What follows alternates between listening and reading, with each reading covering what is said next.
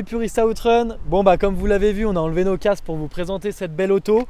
Ouais, on s'excuse pour les conditions du tournage, hein. C'est du fil, du vent.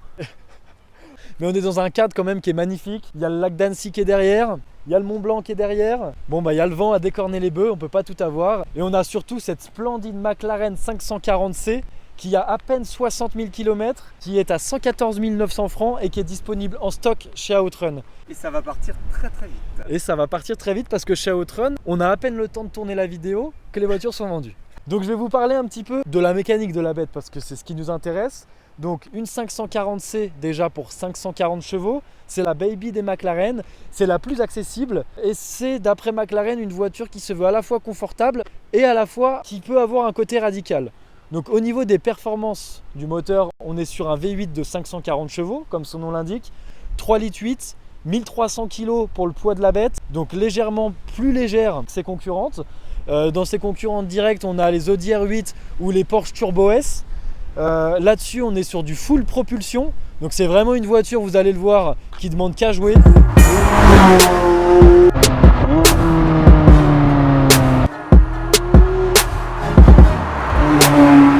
Donc à présent, on va vous présenter le véhicule un petit peu plus en détail.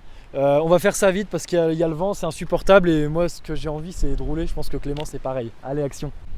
Allez messieurs, dames, je vais vous présenter un peu l'habitacle et l'extérieur de la voiture. Sur cette 540C, comme toutes les autres McLaren, petite porte papillon. Ce qui va la différencier, ça va être notamment au niveau de la carrosserie et au niveau des freins. Il n'y aura pas de céramique sur celle-là et il n'y aura pas d'éléments carbone qu'on peut retrouver dans la 570S. On peut retrouver aussi quasiment le même look que la 570 avec les deux échappements sur les extérieurs. Donc là, on peut voir le beau petit V8. Je dis bien petit V8 parce que 3,8 litres, c'est quand même pas monstrueux pour un V8. On a une auto vraiment imposante. Et même en allant voir derrière, on voit le gros moteur qui ressort avec ses grosses grilles en nid d'abeille. Les nids d'abeille qu'on retrouve juste au-dessus des phares arrière. Et toujours cette garde-sol monstrueusement basse. Franchement, on peut retrouver cette espèce de diffuseur comme si on était sur une Formule 1. On a des roues asymétriques en 19 pouces à l'avant et en 20 à l'arrière. Forcément, c'est une propulsion. Mais regardez-moi ça là, les portes papillons ouverts. Franchement, j'ai l'impression d'être dans un clip de rap. Yeah. Rien que pour ça, ça me donne envie de la prendre. Il n'y en a pas 36 des voitures comme ça avec des portes papillons. Le petit logo qu'on retrouve aussi dans les phares. Les prises d'aération qui sont vachement prononcées. Si on descend la belle porte, on voit une super ligne vraiment profilée sur le côté. Encore avec ces énormes grilles. Franchement, c'est une bagnole incroyable. Il faut l'assumer, mais en même temps, c'est McLaren.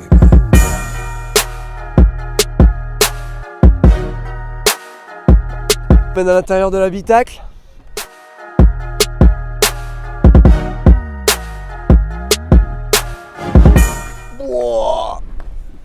Dans la McLaren, la terre est basse. C'est hyper aseptisé. Là, tu es vraiment dans une ambiance racing. Alors, on sait que celle-là, elle est vraiment faite pour pouvoir profiter, voilà, de l'urbain, se balader, avoir vraiment une voiture de tous les jours. Mais il ne faut pas oublier que McLaren insiste toujours sur le côté racing. On est vraiment dans une voiture faite pour le circuit.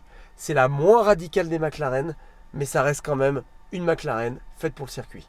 On retrouve de l'Alcantara sur le toit, de l'Alcantara sur le beau siège baquet. Alors quand je dis siège baquet, il est réglable à l'avant, à l'arrière, et c'est tout. Il me semble que tu peux gérer juste l'inclinaison de ce dossier. Voilà. Donc là, on est bien, là, on est bien comme ça. Là, on ressent bien l'accélération.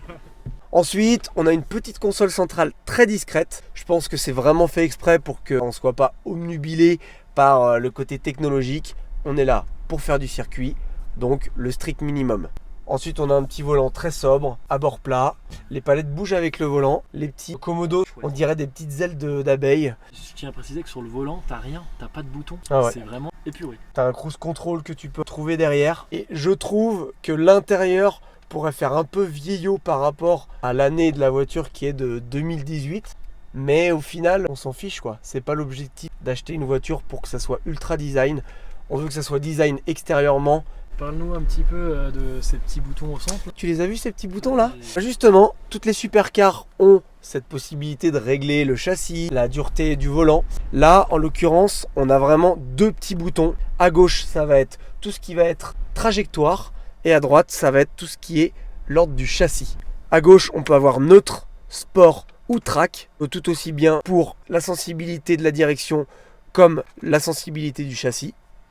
Et ensuite, on appuie sur le mode active et là, la configuration est activée. Contrairement aux autres supercars, on va avoir quelque chose de très électronique. Là, c'est on-off. Et donc Clément, pour répondre à mon avis aux questions que se posent les gens qui regardent la vidéo, pourquoi acheter une McLaren 540C? Alors, la McLaren 540C, elle te permet de rouler tous les jours. Et si tu as envie d'aller faire un petit coup de circuit, eh ben c'est sans problème puisqu'elle est faite pour ça. Que par rapport à une 911 Turbo ou une R8, on est quand même sur du moins cher. En termes de performance, on est vraiment pareil. Et puis rouler en McLaren, c'est quand même assez atypique et c'est vraiment quelque chose de différent par rapport aux autres voitures concurrentes de celle-ci. Grâce à cette version de 540C, on a l'essence même de la voiture qui peut être confortable et qui peut servir pour le circuit et qui n'est pas en fait à un tarif exorbitant. Complètement. J'encourage vraiment les gens à venir la voir parce que au final, même si c'est pas du tout la même gamme, et ben on est quand même chez McLaren. Et puis s'offrir une McLaren, c'est quand même le Graal quoi. Tu trouves pas là qu'on parle un peu trop là? Je trouve qu'on a assez parlé. C'est toujours la partie que il faut le faire. Il faut vous donner envie envie d'acheter cette voilà, voiture. Il faut montrer ce que c'est, mais à un moment donné. C'est exceptionnel, mais là je pense que vous avez vraiment envie comme nous d'aller rouler. Allez, c'est parti.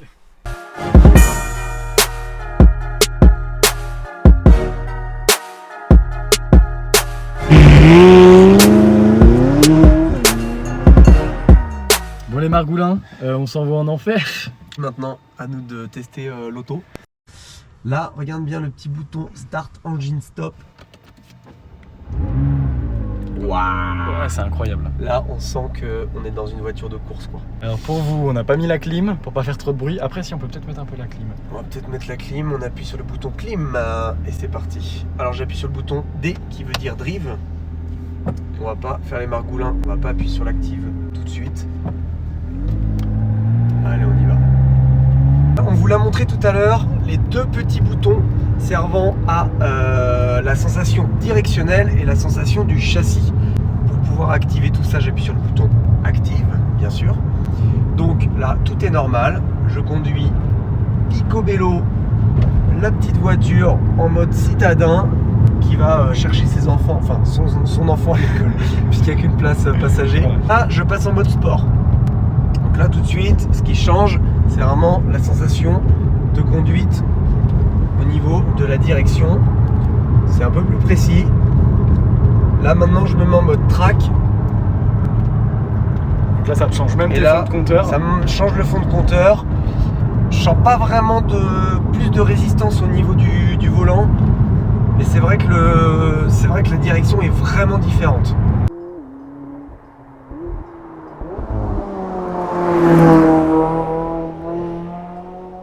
Là, on vient sur des appuis.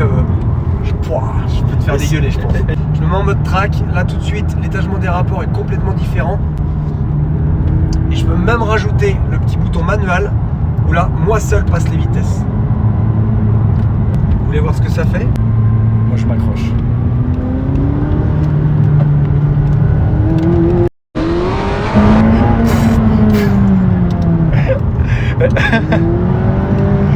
C'est incroyable. La boîte de vitesse est vraiment très précise. Ça passe mais à une vitesse. On sent qu'on est quand même dans une voiture typée vraiment course. Que toute la voiture elle vire à plat quoi. Ça vire à plat. C'est un karting. Il n'y a vraiment aucun roulis.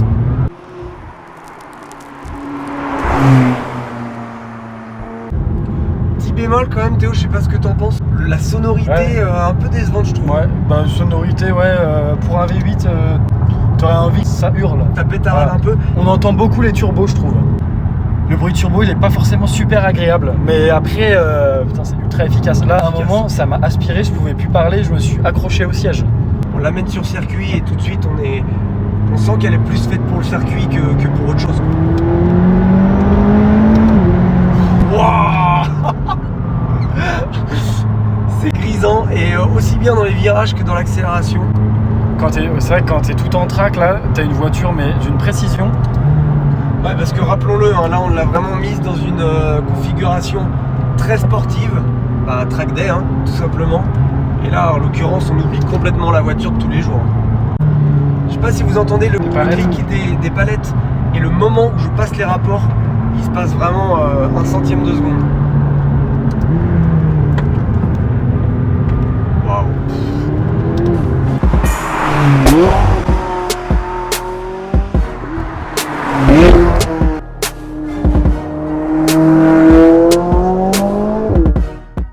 Et voilà, chers amis d'Outrun, c'est maintenant que se termine notre essai avec Théo. C'était cool, hein? C'était super sympa.